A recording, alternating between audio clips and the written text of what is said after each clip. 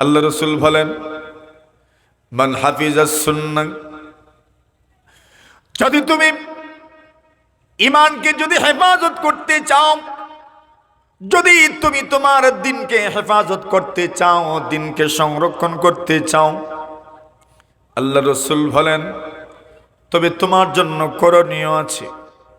আল্লাহকে যদি রাজি করতে চাও, আল্লাহকে যদি সন্তুষ্ট করতে চাও, কিভাবে সন্তুষ্ট করবা? আল্লাহ যদি নারাজ হয়ে যান আপনার কিছুই হবে না।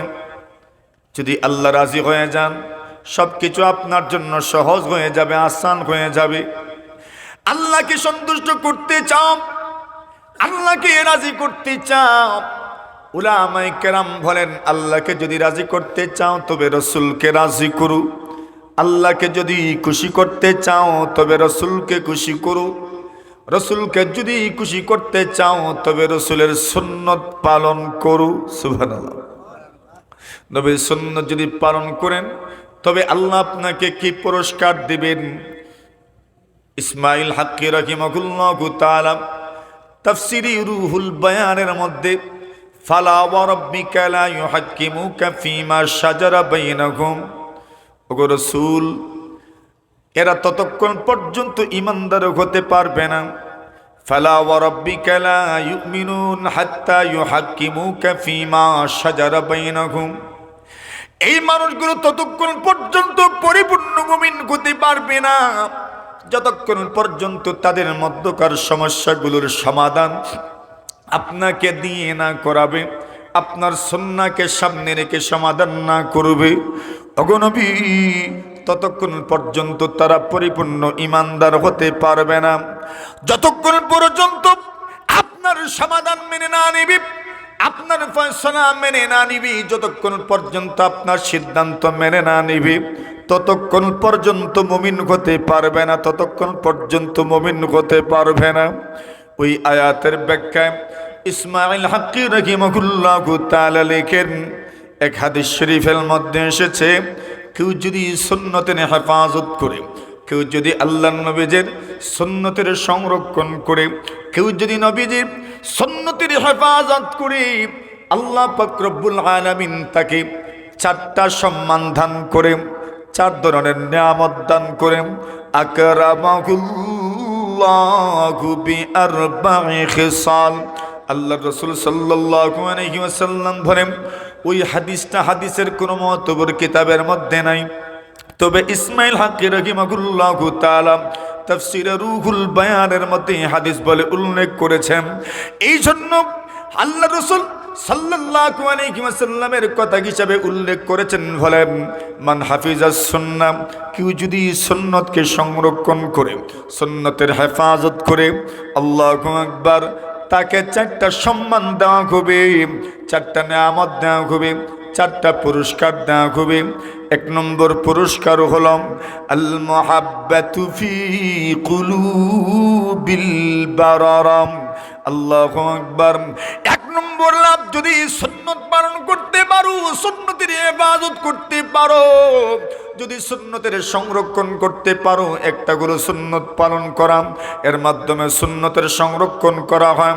সুন্নতের সংরক্ষণ যদি করতে পারো সুন্নত পালনের মাধ্যমে, তবে আল্লাহ প্রথম যে পুরস্কার দিবেন সেই পুরস্কারটা হলো আল্লাহ তাআলা নেককার বান্দা বান্দীদের অন্তরে, নেককার ফেরেশতাদের অন্তরে, ফেরেশতারা তো নেককার, কোনো গুনাহ তাদের নাই, আল্লাহ যা বলেন তারা তা করে।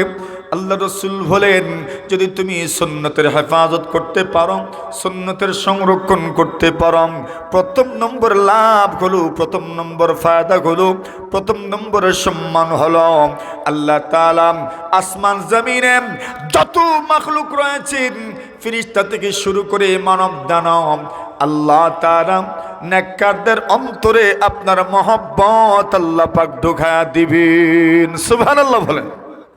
নেককারদের অন্তরে আপনার মহব্বত ঢুকে যাবে। ও ভাই আমার, ওই কথাটা বলার আগে আরেকটা কথা আপনাদেরকে শোনাই। আল্লাহ তাআলা কোরআনে মাজিদের মধ্যে বলেন, তোমরা যদি আমাকে মহব্বত করো আমার রসুলকে তোমরা অনুসরণ করো, রসুলের সুন্নাহ তোমরা মানো।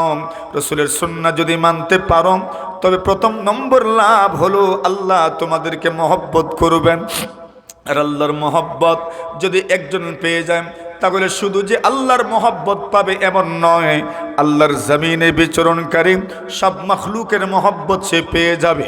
আল্লাহ রাসূল বলেন, উম্মত শুনো, এই পৃথিবীর মধ্যে যদি আল্লাহ পাক রব্বুল আলামিন তার কোনো বান্দা বান্দীকে মহব্বত করে, সে সুন্নত পালন করে, সুন্নতের সংরক্ষণ করে, সুন্নতের হেফাজত করে, নবীজির তরিকা, নবীজির আদর্শ মানে, আল্লাহ রাসূল বলেন, উম্মত তুমি যদি রাসূলের আদর্শ মানতে পারো, রাসূলের সুন্নত মানতে পারো, রাসূলের মতাদর্শ, রাসূল জানিয়ে এসেছেন, রাসূলের আনিত দ্বীন ও পথ মত যদি তুমি গ্রহণ করতে পারো, দিলে জানে গ্রহণ করতে পারো, তুমি অন্তর দিয়ে গ্রহণ করতে পারো, স্বতঃস্ফূর্তভাবে যদি আল্লাহর হাবিব সাল্লাল্লাহু আলাইহি ওয়াসাল্লামের সুন্নাত তোমার জীবনে যদি তুমি বাস্তবায়ন করতে পারো, আল্লাহর রাসূল সাল্লাল্লাহু আলাইহি ওয়াসাল্লাম বলেন, উম্মত আল্লাহ তোমাকে মহব্বত করবে।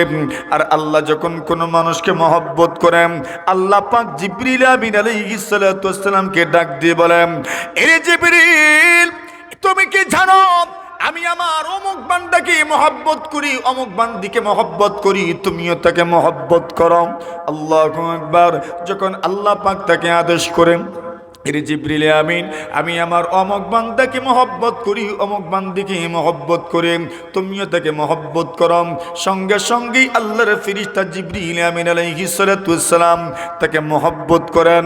জিবরিল আমিন যখন মহব্বত করেন, জিবরিলের প্রভাবে প্রভাবিত হইয়া আসমানের বাকি সমস্ত ফেরেশতা ওই বান্দাকে বান্দিকে মহব্বত করি। আসমানের ফেরেশতারা যখন মহব্বত করে, তখন জমিনের ফেরেশতারাও মহব্বত করে।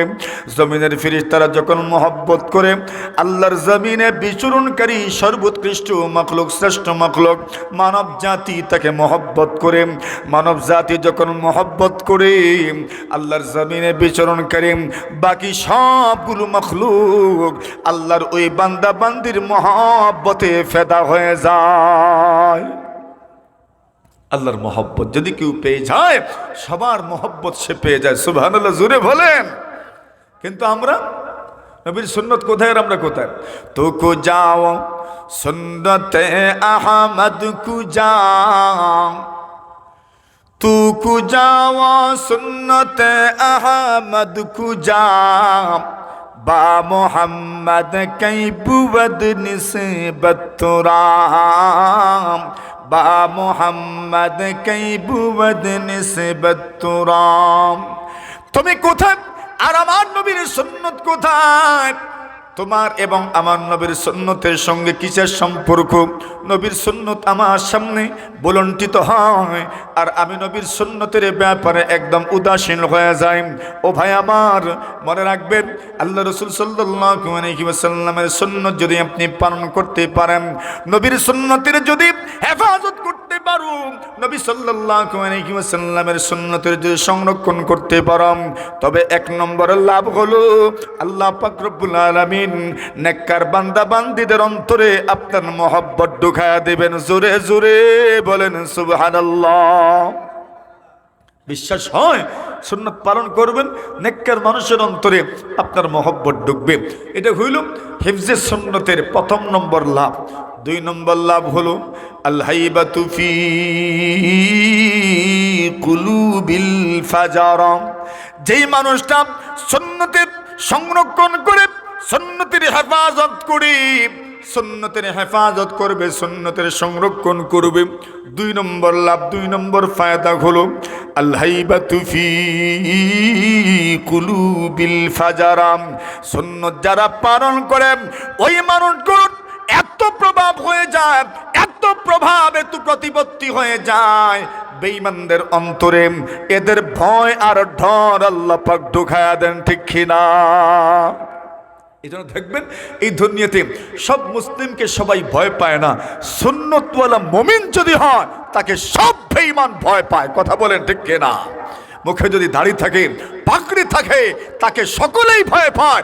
সবার জ্বালা শুরু হয়ে যায়, অন্তর জ্বালা শুরু হয়ে যায় পাগড়ি আর দাড়ি দেখলে। কথা বলেন ঠিক কিনা?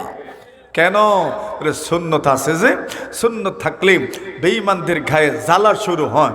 এটা হচ্ছে সুন্নত পালনের 2 নম্বর লাভ। আল হাইবাতু ফি কুলুবিল ফাজারা, বদকারদের অন্তরে এদের ভয় ঢুকে। যারা সুন্নত পালন করে এদের ভয় থাকে কার অন্তরে? যারা বদকার হয়, যারা বেঈমান হয়, যারা গুনাহগার হয়, এদের অন্তরে আল্লাহ ভয় ঢুকায় দেন। আচ্ছা কথা বলেন, এমন বাস্তবতা আছে না নাই? দেখবেন যারা সুন্নত পালন করে, সুন্নতওয়ালা জীবন যাপন করে, তখন দেখবেন যারা এর বিরোধী, এদের অন্তরে একটা ভয় ঢুকে যায়। একটা ছোট্ট একটা উদাহরণ আমি দেই আপনাদের সামনে।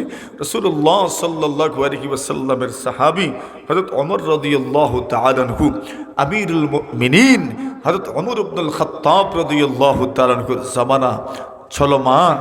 এমন সময় যুদ্ধ চলছে, আরব মুসলমানদের যুদ্ধ চলছে। দুনিয়ার বড় বড় সুপার পাওয়ারদের সাথে যুদ্ধ চলমান ছিল।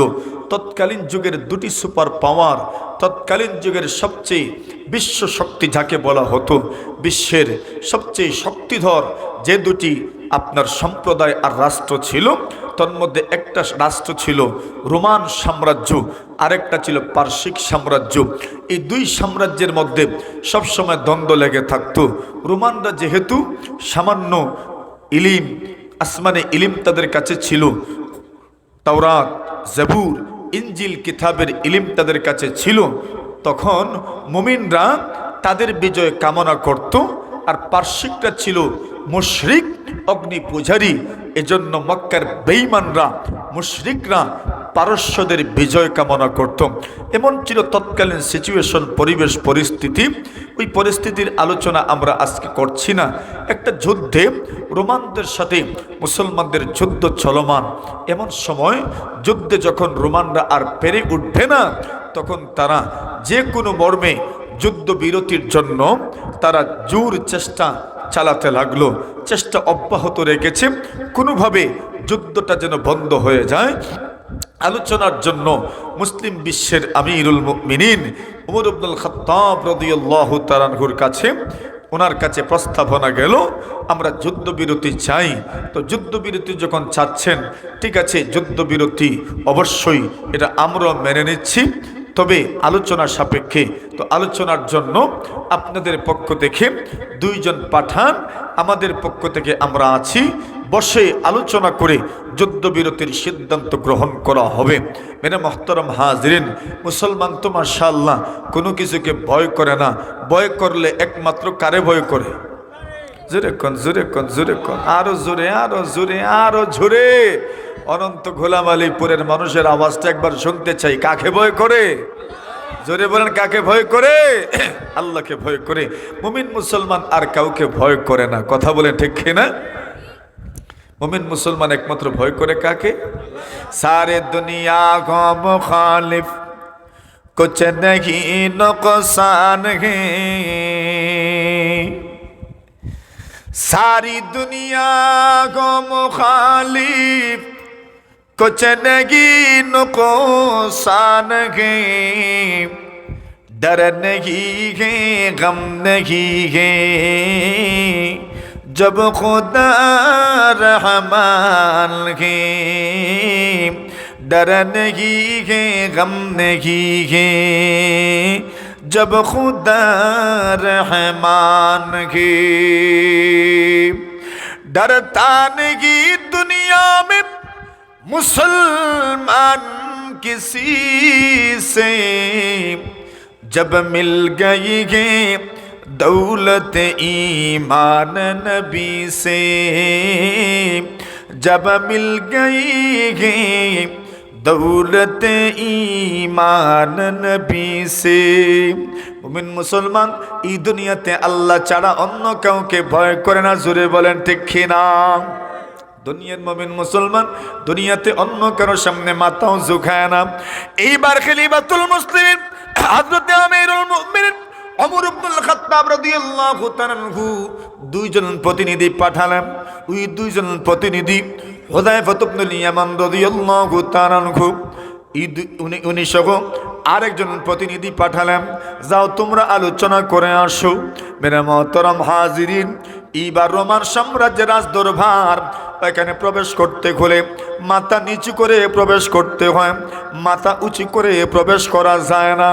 ও ভাই আমার মুমিন মুসলমান মাথা নত করে একমাত্র কার সামনে?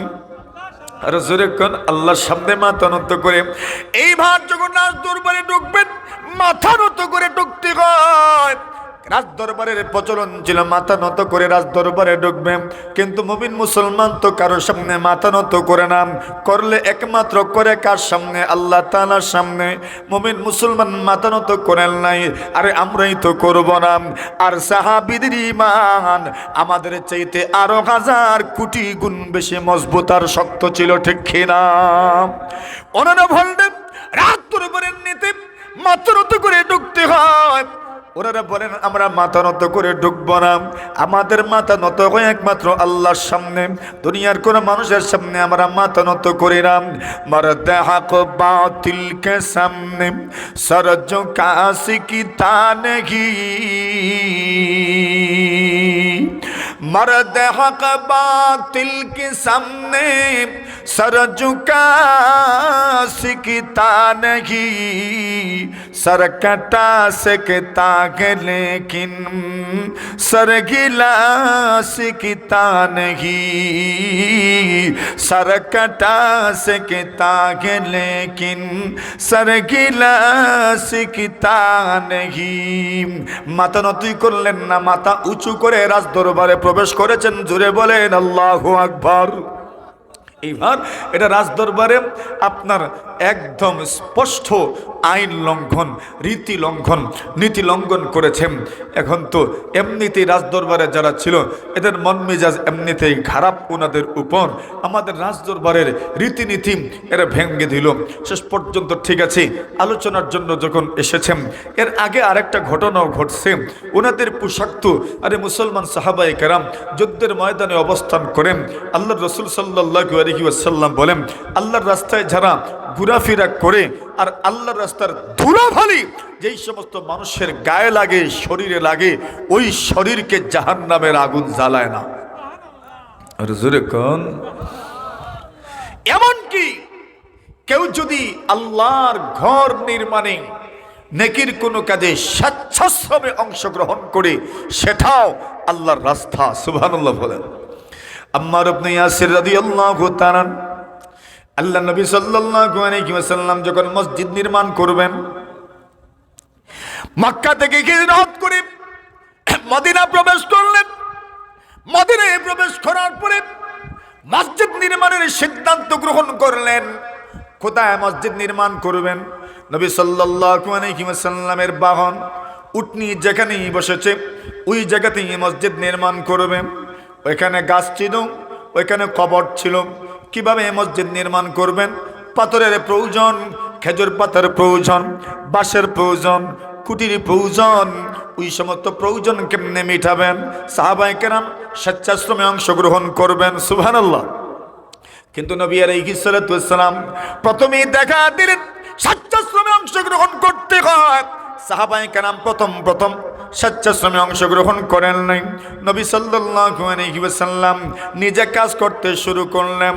সাহাবায়ে কেরাম বলেন মালানা কুন্না নাকুদু ওয়ান নাবিয়্যু ইয়ামালু ফাযাকা মিনাল আমালুল মুদলিলু। সাহাবায়ে কেরাম বলতে লাগলেন, আরে আমাদের কি হয়ে গেল? এতক্ষণ পর্যন্ত রাসূল নিজে কাজে অংশগ্রহণ করেছেন, স্বেচ্ছাশ্রমে অংশগ্রহণ করেছেন, আমরা কাজ করতে পারি না। আমরা কেন কাজে অংশগ্রহণ করি না? এটা স্পষ্ট বিভ্রান্তি ছাড়া, পথভ্রষ্টতা ছাড়া আর কিছু হতে পারে না। এইবার সাহাবায়ে কেরাম স্বেচ্ছাশ্রমে অংশগ্রহণ করতে লাগলেন। কেউ তো একটা একটা করে পাথর আর ইট কাঁধে করে নিয়ে আসতে লাগলেন। আল্লাহর নবী তাকা দেখেন আম্মার ইবনে ইয়াসির দুইটা করে ইট কাঁধে করে নিয়ে আসে। রাসূলুল্লাহ সাল্লাল্লাহু আলাইহি ওয়াসাল্লাম আম্মার ইবনে ইয়াসির রাদিয়াল্লাহু তাআলা আনহুর মাথার থেকে, চেহারা থেকে, কাঁধের থেকে বালু মুছেন আর বলেন, বালু ঝাড়েন আর বলেন, আরে আম্মার, যে মানুষটার শরীরে আল্লাহ রাস্তার ধুলাবালি লাগে, যে মানুষটার শরীরে আল্লাহ রাস্তার ধুলাকণা লাগে, ওই শরীরকে জাহান্নামের আগুন জ্বালায় না। সুবহানাল্লাহ। যেই শরীরে আল্লাহ রাস্তার ধুলাবালি লাগবে ওই শরীরকে জাহান্নামের আগুন জ্বালাবে না। ওরে মহতরম হাজিরিনে কেরাম, এইবার তো আল্লাহর রাস্তায় তো ওরা যুদ্ধের মধ্যে আছেন, কাপড় চোপড় যে খুব বেশি সুন্দর এমন তো নয়। সাহাবায়ে কেরাম তাদের সুন্দর জুব্বা একদম আপনার নিসফে সাক, গোড়ালি আর হাঁটুর মধ্যখান পর্যন্ত যে জুব্বা, ওই জুব্বা পরিধান করে পোশাক এমন দেখতে সুন্দরও না। এরা বলে আমাদের রাজদরবারের পোশাক পরিচ্ছেদেরও একটা নিয়ম নীতি আছে, আপনারা এই পোশাক পরিধান করে রাজদরবারে প্রবেশ করতে পারবেন না। সাহাবায়ে কেরাম বলেন এই পোশাক পরিধান করেই আমরা রাজদরবারে ঢুকবো, যদি পারেন তো অনুমতি দেন, আর না হয় আমরা গেলাম, ফয়সালা যুদ্ধের ময়দানে হবে। সুবহানাল্লাহ বলো। এরা চিন্তা করলো মরু সাইমুম, মরুর বুকে যাদের বসবাস, এদের সাথে আপনি ভাব দেখাইয়া পারবেন না। শেষ পর্যন্ত ঢুকার পারমিশন দিলাম, ঢুকলেন। এখন আপনার রাজা তো মাশাআল্লাহ সুন্দর চেয়ারে বসা, কিন্তু মুসলিমদের জন্য, প্রতিনিধিদের জন্য মোটামুটি মানের একটা বসার ব্যবস্থা করা হয়েছে। ওনারা বললেন হবে না, আপনি যেভাবে বসবেন, আমরাও যেহেতু এক রাষ্ট্র এবং এক ধর্মের প্রতিনিধি, সুতরাং আমাদের বসার কুরসি চেয়ারটাও সমান থাকতে হবে। সুবহানাল্লাহ জুড়ে বলেন। এখন একটা হলো বিনয়, আমি এখানে বিনয় দেখালে হবে না। আপনি বসবেন সুন্দর একটা চেয়ারে আর আমি বসবো এমন একটা চেয়ারে, এটা আমার জন্য হইতে পারে না। বরং আমরা দুই পক্ষ, যেহেতু দুই পক্ষ আমরা এখানে, সুতরাং এক পক্ষকে প্রায়োরিটি দিয়ে এক পক্ষের জন্য সুন্দর বসার ব্যবস্থা হবে, আরেক পক্ষর বসার চেয়ারের মান কম থাকবে, এটা মেনে নেওয়া যায় না। সমান সমান হওয়ার দরকার। আল্লাহু আকবার জোরে বলেন। মানে ইসলামের ইনসাল্ট এবং অপমান হতে দিবেন না, লাঞ্ছিত হতে দিবেন না। ইসলামের মর্যাদা একটু কমুক, ওনারা এটা সহ্য করতে পারেন নাই। সুবহানাল্লাহি ওয়া বিহামদিহি সুবহানাল্লাহিল আযীম। এবার ওনারা ঠিকমতো চেয়ারেরও ব্যবস্থা করলেন, সবাই সমান অবস্থায় বসলেন, আলাপ আলোচনা হলো।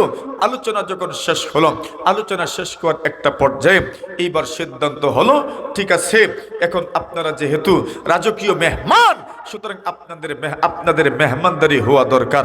এখন মেহমানদারি করবেন। দস্তারখানা বিছানো হয়েছে, এখানে রুটি পরিবেশন করা হয়েছে, গোশত পরিবেশন করা হয়েছে, খেজুর পরিবেশন করা হয়েছে। মুমিন মুসলমানের অভ্যাস, মুমিন মুসলমানের আদত, মুমিন মুসলমানের একটা অভ্যাস হলো খাইতে যখন বসে আর খাবার কোনো জিনিস যখন দস্তারখানের মধ্যে পড়ে যায়, তখন এটা উঠায়া খাওয়া সুন্নত। কথা বলেন ঠিক না বেঠিক? উঠায় খাওয়া কি সুন্নত? ওটায় খাওয়া সুন্নত। একটা সুন্নত যদি আপনি পালন করতে পারেন, আমল করতে পারেন, জিন্দা করতে পারেন, রাসূলুল্লাহ বলছেন যে আমার আদর্শকে জিন্দা করবে, সে যেন আমি রাসূলকে জিন্দা করলো, জীবিত করলো। সুবহানাল্লাহ জোরে বলেন। আর রাসূল বলছেন ওয়ামাল আহিয়ানি কানা মাই ফিল জান্নাহ।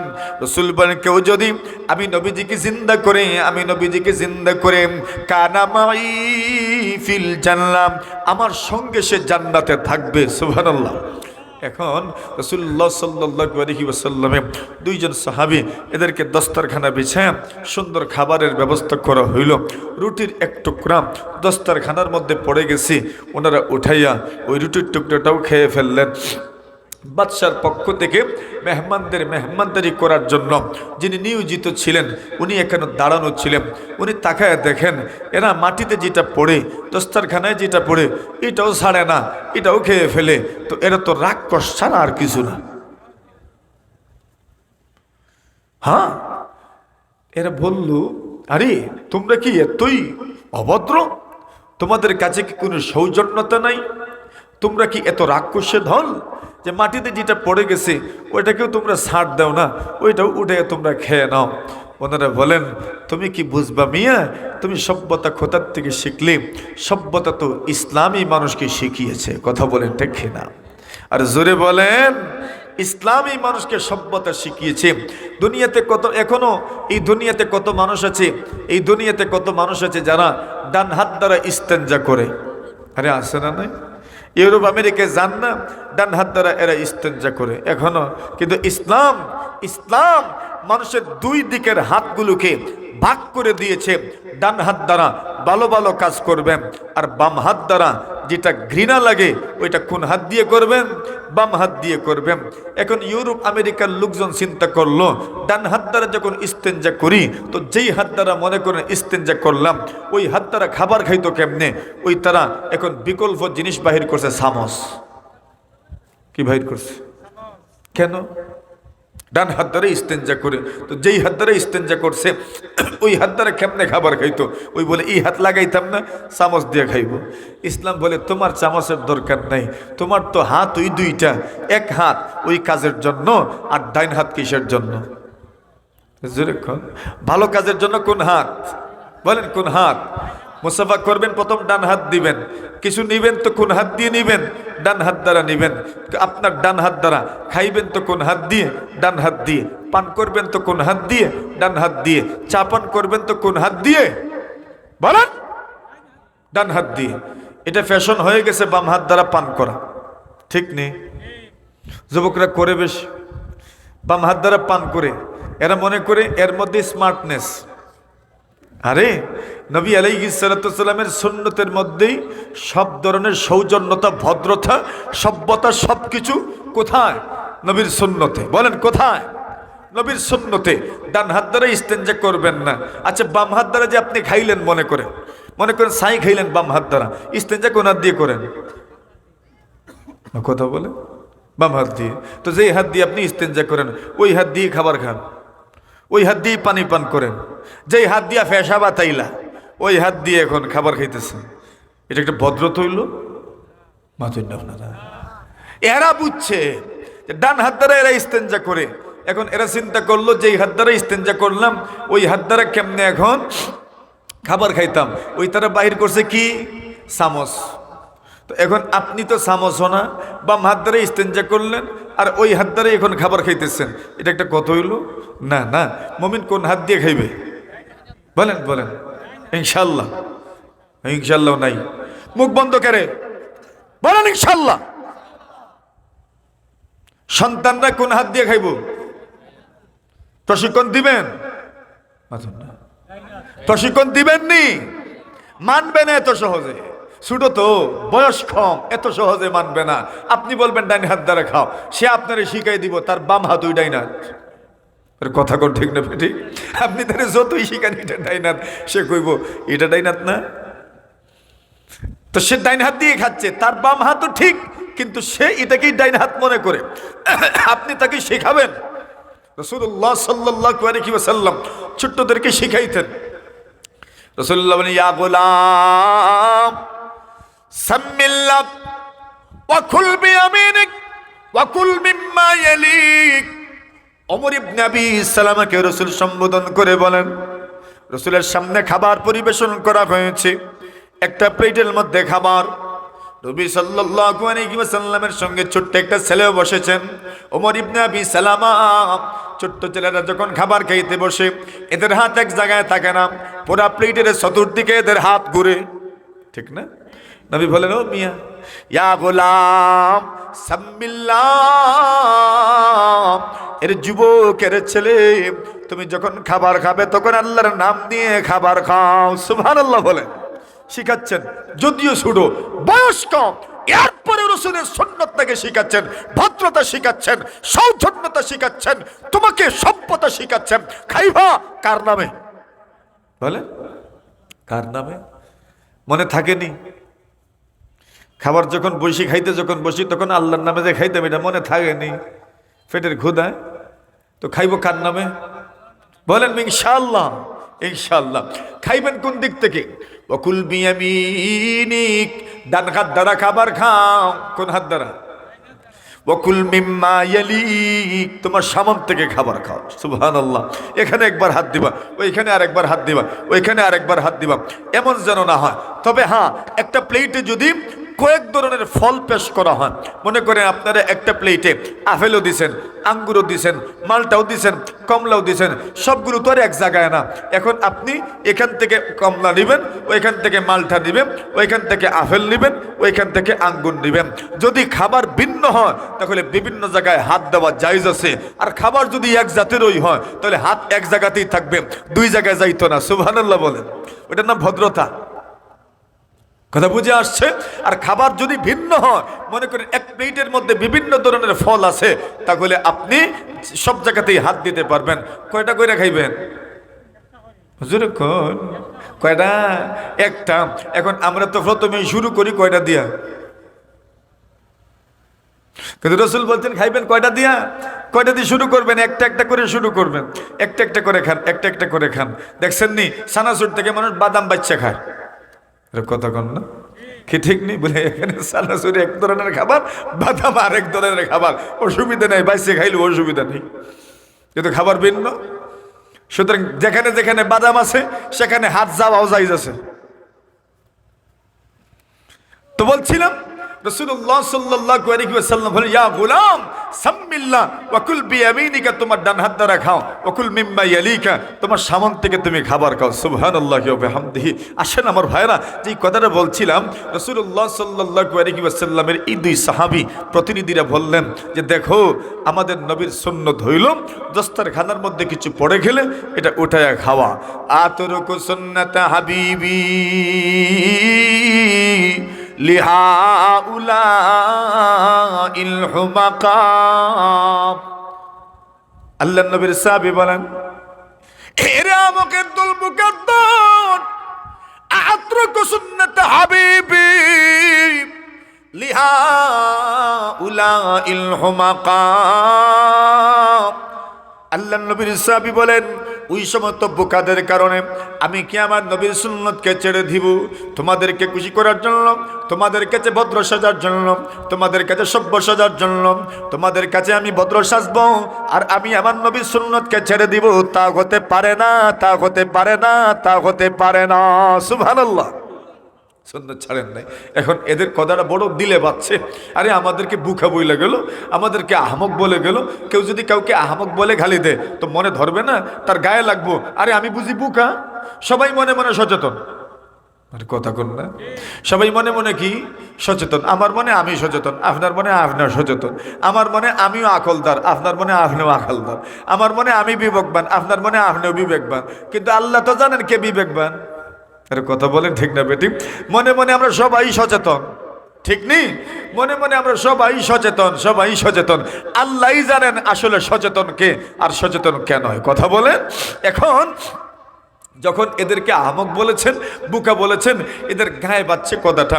বাদশাকে গিয়ে বললেন, বাদশাহ এদের কথাবার্তার মধ্যে তো বড় ঘেবিটি দেখা যায়। আমরা বুঝি বুকার দল, আহমকের দল। এরা বুঝি আমাদেরকে আহমক মনে করি, বুকা মনে করে আমাদের বুকাদেরকে খুশি করার জন্য তাদের নবীর সুন্নতকে বুঝে ছাড়বে না। বাদশাহ জাহাপনা আমাদেরকে বুকা বলে গেল, আহমক বলে গেল, একদম বেওকুফ বলে গেল। বাদশার কথাটা বড় গায়ে বেজেছে। বাদশাহ বলেন, এদেরকে উপযুক্ত শাস্তি দিতে হবে, লাঞ্ছিত করতে হবে, বঞ্চিত করতে হবে। কেমনে করবেন বাদশাহ জাহাপনা? বাদশাহ জাহাপনা বলেন, একটা কাজ করু, একটা বস্তার ভিতরে মাটি ঢুকাইতে থাকো, মাটি ভরতে থাকো, মাটি ভরতে থাকো। এইবার বস্তার ভিতরে মাটি ভরতে থাকলেন, মাটি ভরতে থাকলেন। এইবার বাদশাহ বলেন, এই মাটি ভরো, আর এরা যখন তাদের রাষ্ট্রে ফিরে যাবে, যাওয়ার সময় বস্তা মাটি ভর্তি বস্তাগুলো তাদের কাঁধের মধ্যে উঠায় দিবা।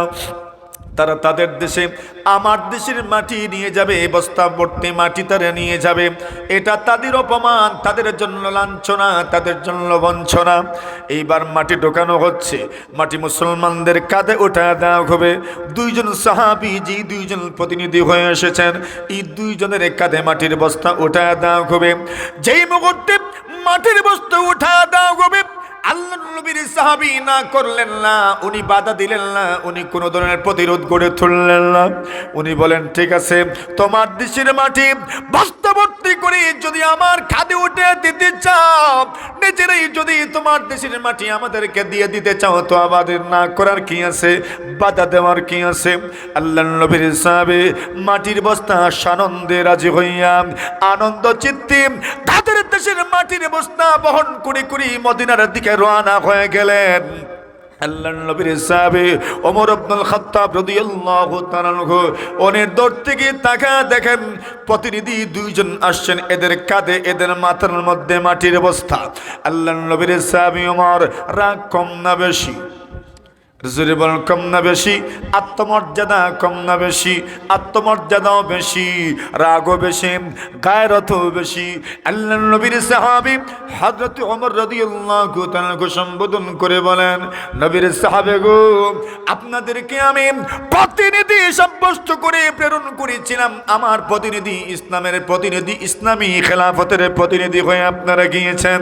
আপনাদের কাঁধে মাটির বস্তাকে তুলে দিল আল্লাহর নবীর সাহাবী হুযায়ফা ইবনুল ইয়ামান রাদিয়াল্লাহু তাআলা আনহু বলেন, খলিফাতুল মুসলিমিন, আমিরুল মুমিনিন, ওগো নবীর সাহাবী ওমর, আপনি টেনশন করিয়েন না, আপনি রাগান্বিত হইয়েন না, আপনি ক্রোধান্বিত হইয়েন না, আপনি সেন্টিমেন্ট হইয়েন না। এরা যে তাদের দেশের মাটি আমাদের কাঁধে করে দিয়েছে, আমাদের কাঁধে নিজের কাঁধে উঠা দিয়েছে, আমরা সানন্দে রাজি হয়েছি, আনন্দ চিত্তে তাদের দেশের মাটির বস্তা আমরা নিয়ে এসেছি।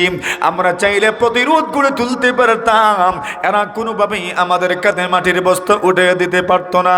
প্রয়োজনে শহীদ হয়ে যেতাম, শাহাদত বরণ করতাম, এরপরেও লাঞ্ছনা আমাদেরকে স্বীকার করতে হতো না।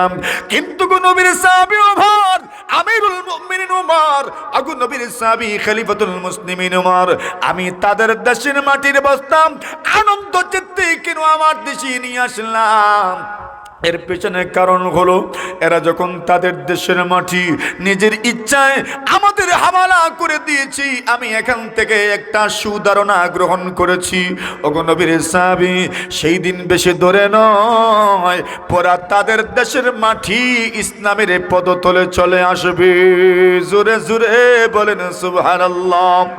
এরা যখন তাদের দেশের মাটি নিজেরাই রাখতে চায় না, নিজেরাই যেহেতু আমাদের কাঁধে উঠায় দিতে চায়, তাদের দেশের মাটি যখন স্বতঃস্ফূর্তভাবে আমাদেরকে দিয়ে দিতে চায়, আল্লাহর নবীর সাহাবীগণ এদের দেশের মাটি কাঁধে করে নিয়ে এসেছি। কেন নিয়ে এসেছি জানেননি? আমি এখান থেকে সুধারণা গ্রহণ করেছি, সেদিন বেশি দূরে নয়, পুরা রোম এবং পারস্য মুসলমানদের দখলে চলে আসবে। সত্যি সত্যি বেশি দিন যায় নাই, ওমর রাদিয়াল্লাহু তাআলা আনহুর জামানায় রোম এবং পারস্য ইসলামের দখলে চলে এসেছিল। সুবহানাল্লাহ। আর খলিফায়ে রাশিদ হযরত ওমর রাদিয়াল্লাহু তাআলা আনহু আদল ইনসাফের সাথে, ন্যায় ও ইনসাফের সাথে রাজত্ব করেছিলেন। সুবহানাল্লাহি ওয়া বিহামদিহি। মেরে মুহতারাম হাজিরিনে কেরাম, কথা যেখানে বলার দরকার ছিল সেটা হচ্ছে যে যদি কেউ সুন্নতের হেফাজত করে, সুন্নতকে সংরক্ষণ করে, তবে এই সুন্নতের সংরক্ষণের বরকতে আল্লাহ তাআলা বেঈমানদের অন্তরে ওই সুন্নত পালনকারী মানুষটার ভয় ঢুকায়া দেন। সুবহানাল্লাহি ওয়া বিহামদিহি। অথবা এতগুলো মানুষ থাকার পরেও তাদেরকে এত ভয় পেয়েছে, উনি বলেছেন, আত্রকু সুন্নত হাবিবি লিহা উলাইল হুমাকাম, তাদের মতো আহমক, বেওকুফ এবং বদতমিজদের জন্য কি আমি আমার রাসূল সাল্লাল্লাহু আলাইহি ওয়াসাল্লামের সুন্নতকে ছেড়ে দিব? তা হতেই পারে না। কেন? আমার নবীর সুন্নত সবচেয়ে সম্মানী। কথা বলে ঠিক কিনা? 3 নম্বর ফায়দা হলো, মান হাফিজাস সুন্নাহ আকরামাহুল্লাহু বিআরবা'i খিসাল। আল্লাহ রাসূল বলেন, কেউ যদি সুন্নতের হেফাজত করে, 1 নম্বর লাভ হলো আল্লাহ পাক তাকে 4 ধরনের পুরস্কার দিবেন, 4টা সম্মান দিবেন। প্রথম নম্বর সম্মান হলো আল্লাহু আকবার। 1 নম্বরের সম্মান হলো আল মুহাব্বাতু ফি কুলুবিল বারারাম, নেককার বান্দা বান্দীদের অন্তরে তার মহব্বত ঢুকে যাবে। 2 নম্বর লাভ হলো ওয়াল গায়বাতু ফি কুলুবিল ফাজারাম, বদকার যারা আছে, যারা গুনাহগার আছে, এদের অন্তরে সুন্নত পালনকারীদের আল্লাহ তাআলা ভয় ঢুকায়া দিবেন। 3 নম্বর লাভ হলো আস-সাআতু ফির রিজক।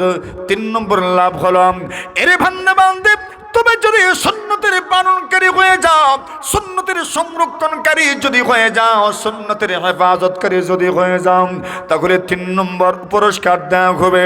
মহান রব্বুল আলামিন সুন্নতের বরকতে, সুন্নতের হেফাজতের বরকতে, সুন্নতের সংরক্ষণের বরকতে আল্লাহ পরমার্দিগারে আরাম আপনার রিজকের মধ্যে প্রশস্ততা দান করবেন। সুবহানাল্লাহ। এই দুনিয়াতে আপনার আমার সবচেয়ে বড় সমস্যাই অনেকের রিজেকের সমস্যা, ঠিক না? রিজেকের সমস্যা, রিজেক নাই, হালাল রিজেকের অভাব, এটা একটা সমস্যা। অনেকেরই এটা সমস্যা যে আমার হালাল রিজেক নাই।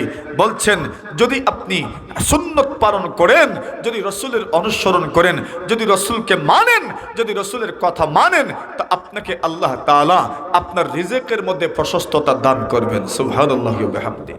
মানুষ আল্লাহকে মহব্বত করবে, রসুলকে মহব্বত করবে, আর আল্লাহ এবং রসুলের নাফরমানি করবে, তা কি সম্ভব? যে যাকে মহব্বত করে দুনিয়াতে সে তার নাফরমানি করে না, ঠিক না বেঠিক? যে যাকে মহব্বত করে তার কথা মানে, তার পক্ষে থাকে, তার বিপক্ষে অবস্থান নেয় না, তাসিল ইলাহা ওয়া আনতা তুযকিরু হুব্বাহু, তাসিল ইলাহা ওয়া আনতা তুযকিরু হুব্বাহু, হাযা লা'মরি ফিল কিয়াসি বাদিউ, লাউ কানা হুব্বুকা সাদিকান লাআতা'তাহু, লাউ কানা হুব্বুকা সাদিকান লাআতা'তাহু, ইন্নাল মুহিব্বা লিমান ইউহিব্বু মুতিউ। আল্লাহর বান্দা বলেন, তুমি আল্লাহর নাফরমানি করবে, আবার দাবি করবে আল্লাহকে তুমি মহব্বত করো, আল্লাহ তোমাকে মহব্বত করেন, তা কখনোই হতে পারে না। লাউ কানা হুব্বুকা সাদিকান লা তাতাহু, এরে আল্লাহর বান্দা, তোমার মহব্বত যদি সত্য হয় অবশ্যই তুমি আল্লাহ তাআলার কথা মানবে। এখন দরকার নেই, তুমি আল্লাহ তাআলাকে মানবে। তুমি যদি আল্লাহকে মহব্বত করো, রসুলকে তুমি যদি মহব্বত করো, অবশ্যই তুমি আল্লাহকে মানবে, রসুলকে মানবে। কেন? নিয়ম হলো, কায়দা হলো, নিয়ম হলো, নীতি হলো, ফাইন্নাল মুহিব্বা লিমান ইউহিব্বু মুতিউ, যে যাকে মহব্বত করে সে তার কথা মানে, তাকে ফলো করে, তাকে অনুসরণ করে। তুমি যদি আল্লাহকে মহব্বত করো, আল্লাহর কথা তুমি মানবে। তুমি যদি রসুলকে মহব্বত করো, তুমি রসুলকে ফলো করবে। এমন হতে পারে না আল্লাহকে তুমি মহব্বত করো আর নাফরমানি করবা, এমন হতে পারে না রসুলকে তুমি মহব্বত করবা আর নাফরমানি করবা, তাও হতে পারে না। আল্লাহ এবং রসুলকে যে মহব্বত করে সে আল্লাহ এবং রসুলের কথা মানবে, কোনো সন্দেহ নাই। এই জন্য আল্লাহ রসুল বলেন, কেউ যদি আল্লাহকে ভালোবাসে, মহব্বত করে, এবং আল্লাহর ভালোবাসা আর মহব্বত থেকে যদি রসুলের সুন্নতের হেফাজত করে, তবে তাকে 3 নম্বরে পুরস্কার দেওয়া হবে, 3 নম্বরে পুরস্কৃত করা হবে। আস-সাআতু ফির রিজক, আল্লাহ তার রিজকের মধ্যে বরকত দান করবেন, তার রিজক প্রশস্ত হয়ে যাবে, তার রিজক আল্লাহ পাক প্রশস্ত করে দিবেন, হালাল রিজক আল্লাহ পাক তাকে দান করবেন। এই জন্য আল্লাহ তাআলা জানায় দেন, ওগো নবীজি, এই পৃথিবীতে পুরুষ অথবা নারী কেউ যদি নেক আমল করে, পুরুষ অথবা নারী কেউ যদি নেক আমল করে, তবে আল্লাহ পরমার্দিগারে আলম তাকে যে পুরস্কার দান করেন, সেই পুরস্কারের 1 নম্বর পুরস্কার হলো ফালানুহিয়ান্নাহু হায়াতান তাইয়্যিবা, আল্লাহ তাকে পবিত্র জীবন দান করেন। ওই পবিত্র জীবনের ব্যাখ্যায় মুফাসসিরিনে কেরাম বলেন, পবিত্র জীবনের 1 নম্বর ব্যাখ্যা হলো আর রিজকুল হালাল, আল্লাহ হালাল রিজক দান করবেন।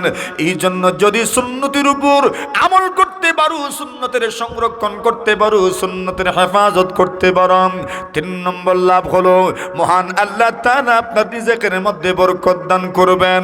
4 নম্বর লাভ হলো আসিকাতু ফিদ্দিন, আপনি যদি নবীর সুন্নতের উপর দায়মে ভাবে থাকতে পারো, সুন্নত যদি পালন করতে পারো, সুন্নতের যদি হেফাজত করতে পারো, তাহলে 17 নম্বর ফায়দা হলো আসিকাতু ফিদ্দিন, আল্লাহ তাআলা আপনাকে দ্বীনের উপর অটল অবিচল থাকার তৌফিক দান করবেন, ঠিক কিনা?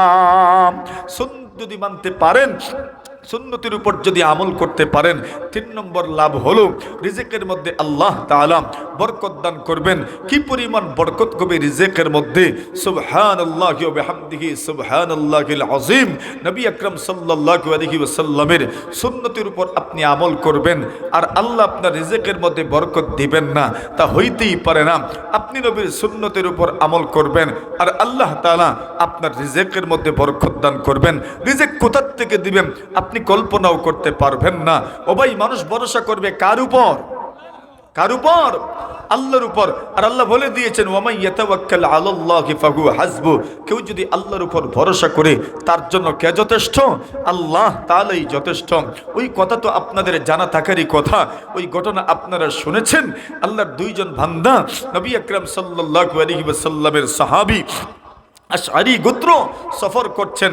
সফরের হালতে হঠাৎ করে তাদের খাবার দাবার শূন্যতা অনুভব করলেন। সফরের হালতে এই যুগে তো আর উন্নত বাজার ছিল না, দোকান হোটেল মোটেল কিছুই ছিল না। তখন ওনারা খাবেন কি আর কি বা করবেন, সব কিছু চিন্তা ভাবনা করে ওনারা সিদ্ধান্ত নিলেন 2 জনকে পাঠানো হোক রাসূল সাল্লাল্লাহু আলাইহি ওয়াসাল্লামের কাছে।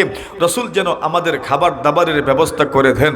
এই 2 জন রাসূলের কাছে খাবার চাওয়ার জন্য রাসূল সাল্লাল্লাহু আলাইহি ওয়াসাল্লাম পর্যন্ত পৌঁছলেন। সেখানে যাওয়ার পরে শুনেন রাসূল সাল্লাল্লাহু আলাইহি ওয়াসাল্লাম কোরআনে মাজিদের এক আয়াত তিলাওয়াত করছেন। সুবহানাল্লাহ। ওয়া মা মিন দাব্বাতিন ফিল আরদ ইল্লা আলাল্লাহি রিজকুহা ওয়া ইয়ালামু মুস্তাকাররাহা ওয়া মুস্তাওদাহা কুল্লুন ফি কিতাবিম মুবিন। ওই আয়াত তিলাওয়াত করছেন। এই আয়াতের সারাংশ হলো, জলস্থলে যত মখলুক আছে সব মখলুকের রিজিকের জিম্মাদার কে? জোরে বলেন। সবার রিজিকের জিম্মাদার কে? আল্লাহ। সকলকে রিজিক দেন কে? আল্লাহই তো রিজিক দেন। দুনিয়ার আর কেউ রিজিক দিতে পারে না। রিজিক দেওয়ার একমাত্র ক্ষমতা কার আছে? আল্লাহর আছে। আল্লাহ রিজিক দান করেন। এই আয়াতের তিলাওয়াত যখন 2 জন শুনছেন, ওনারা বললেন, আরে আল্লাহর রসুলই তো তিলাওয়াত করছেন, রিজিকের জিম্মাদার আল্লাহ, তো আমরা রসুলের কাছে কেন চাইব? চাইলে তো আল্লাহর কাছে চাওয়ার দরকার। সুবহানাল্লাহ। রসুলের কাছে চাইলে তো আর মিলবে না। চাইবেন তো কার কাছে চাইবেন? আল্লাহ তাআলার কাছে চাইবেন। রিজিক দিবেন তো কে? আল্লাহ তাআলা রিজিক দিবেন। তো আল্লাহর কাছে চান। আল্লাহ রসুল তো নিজে বলছেন, দেখো আমি কিছু দিতে পারি না। ইন্নামা